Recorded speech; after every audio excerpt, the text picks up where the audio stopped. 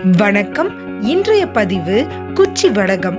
குச்சி வடகம் செய்ய முதல்ல 2 கப் பச்சரிசி, 2 கப் புழுங்கல் அரிசியை நல்லா தண்ணியில் அலசி அதை 5 to 6 மணி நேரம் ஊற வைக்கணும்.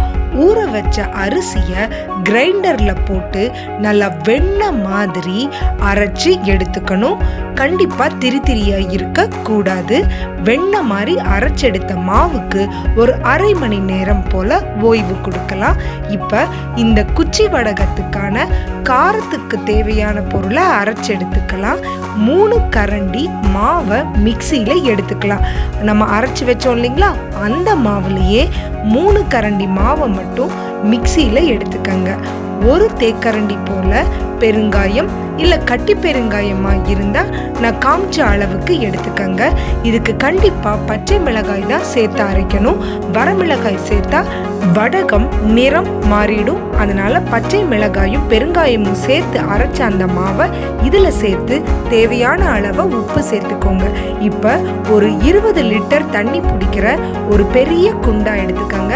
அதில் 14 கப் தண்ணி எடுத்துக்கங்க. அந்த தண்ணியை கொதிக்க வச்சு அதில் நம்ம அரைச்சி வச்சிருக்கிற மாவை தண்ணியில் கரைச்சி அதுக்கப்புறம் சேர்த்துக்கங்க. ஏன் இதை கொதிக்கிற தண்ணியில் சேர்த்துறோம் அப்படின்னா, அப்போ தான் வடகம் பொரிஞ்சு வரும்போது நம்ம சாப்பிடும்போது பல்லில் ஒட்டாமல் இருக்கும். நேரடியாக நம்ம கரைச்சி அடுப்பில் வச்சோம் அப்படின்னா அது நமக்கு பல்லில் ஒட்டும். இந்த மாதிரி செஞ்சு நல்ல கனமான கரண்டி வச்சு இப்படி நல்லா மிதமான தீயில வச்சு நல்லா கலந்து விட்டுட்டே இருந்தோம்னா அரிசி மாவு இந்த மாதிரி நல்லா கெட்டி ஆயிரும். இந்த மாதிரி கெட்டி ஆகிற வரைக்கும் நல்லா கலந்து விட்டுக்கணும். கலந்து விட்டதுக்கு அப்புறமா இதுக்கு வாசத்தை கொடுக்கறதுக்கு தேவையான பொருட்களை சேர்த்துக்க போகிறோம். இதுக்கு சீரகமும் கருப்பு எள்ளும் நான் சேர்த்துறேன். உங்களுக்கு ஓமம் அல்லது புதினா சாறு இல்லை கருவேப்பிலை பொடி இது எல்லாத்தையும் இதில் சேர்த்துக்கலாம். இப்போ மாவு கொஞ்சம் ஓய்வெடுக்கட்டும், சூடு தணியட்டும். இப்போ அதுக்குள்ளே நம்ம ஒரு இடத்த நல்லா சுத்தம் பண்ணி, எந்த இடத்துல வெயில் அதிகமாக இருக்கோ சுத்தம் பண்ணி பாய் விரித்து அதில் ஒரு காட்டன் துணியை விரித்து ரெடி பண்ணி வச்சுக்கணும். இப்போ நம்ம இடியாப்பம் பிழியிற அந்த கருவி இருக்கு இல்லைங்களா, அந்த பிழியறதுல நல்லா எண்ணெய் தடவி அதில் ஒரு ஓட்டை இருக்கிற முறுக்கு ஜல்லியை போட்டுக்கங்க. குச்சி வடகத்துக்கான மாவை ஃபில் பண்ணி அதை இந்த மாதிரி அழகாக பிழிஞ்சுக்கிட்டே வந்தோம்னா அவ்வளோதாங்க. இந்த குச்சி வடகம் சீக்கிரமாக நம்ம பிழிஞ்செடுத்துக்கலாம். இதில் நம்ம முறுக்குக்கு போடுற அச்சு இருக்கு இல்லைங்களா, பெரிய முறுக்குக்கு போடுற முள்ளு முறுக்குக்கு அந்த சைஸில் இருக்கக்கூடிய அச்சை போட்டுக்கணும். இந்த மாதிரி ஃபுல்லாக எல்லா மாவையும் பிழிஞ்செடுக்க எப்படியும் ஒரு 3/4 மணி நேரமாவது ஆகிடும்.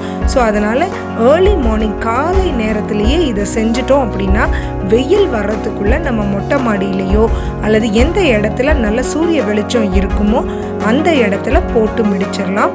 போட்டு முடிச்சு நல்லா வெயிலில் காய வைக்க போகிறோம். 5 நாளைக்கு நல்லா வெயிலில் காய வைக்கணும். வெயிலில் காலையில் காய வச்சுட்டு சாயந்தரமாக அதை கண்டிப்பாக எடுத்து வச்சுருங்க. பனியில் இருக்கக்கூடாது. அதனால் வெயிலில் காய வச்சதோடு சேர்ந்து எடுத்து வச்சுக்கிட்டோம் அப்படின்னா அடுத்த நாள் காலையில் மறுபடியும் கொண்டு போய் வெயிலில் போட்டுறணும். அந்த மாதிரி 5 நாள் காய வச்ச அந்த வடகம் இதுதான். 5 நாளைக்கும் ஃபோனில் ரிமைண்டர் செட் பண்ணி வச்சுக்கோங்க. நல்ல சுக்காட்டம் காஞ்சிருக்கணுங்க. அந்த மாதிரி காஞ்சா மட்டும்தான் நம்ம 1 வருஷம் இல்லை அதுக்கு மேலேயும் கூட இதை எடுத்து வச்சுக்கலாம்.